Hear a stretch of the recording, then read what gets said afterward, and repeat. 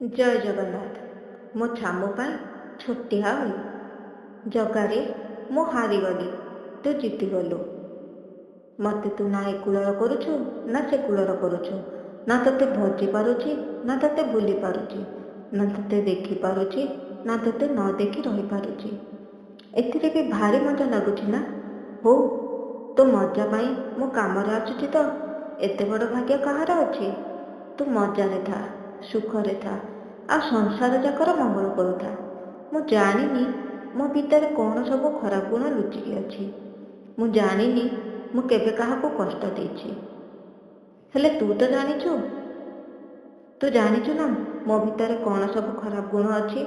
ମୁଁ କେବେ କାହାକୁ କ'ଣ ପାଇଁ କଷ୍ଟ ଦେଇଛି, କିନ୍ତୁ ଖାଲିରେ ତ କାହାକୁ କେବେ କିଛି କଷ୍ଟ ଦେଇନି। ମୋତେ ବି ଭାରି କଷ୍ଟ ହୁଏ ଯେତେବେଳେ ମୋତେ କିଏ ବାଧିଲା ବୋଲି କଥା କହେ। ଜଗା, ତୁ କହ, ତତେ କ'ଣ ବାଧିନି ମୋତେ କଷ୍ଟ ହେଲେ? ମୋତେ କିନ୍ତୁ ଭାରି ବାଧେ, କାରଣ ମୁଁ ମନ ମନ୍ଦିରରେ ତତେ ପରା ଜାଗା ଦେଇଛି। ମୁଁ ଭାବେ ମୋତେ କିଏ କ'ଣ କହିଲେ, ମୋ ମନକୁ କଷ୍ଟ ହେଲେ କାଳେ ତତେ କଷ୍ଟ ହେଉଥିବ। ମୁଁ ଚାହୁଁନି କାହାର କିଛି ଖରାପ ହେଉ, ସମସ୍ତେ ଭଲରେ ରୁହନ୍ତୁ, ସମସ୍ତଙ୍କର ମଙ୍ଗଳ ହେଉ। କାରଣ ମୁଁ ଜାଣିଛି ସବୁ ପରା ତୋର ଲୀଳା।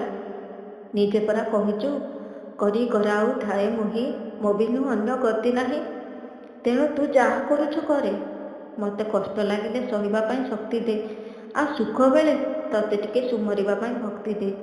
କ'ଣ କହୁଛୁ ଜଗା? ମୋର ଏତିକି ଓଳି ରଖିବୁନି? ରଖିବୁ ନା? କହ ଥରେ। ଧନ୍ୟବାଦ।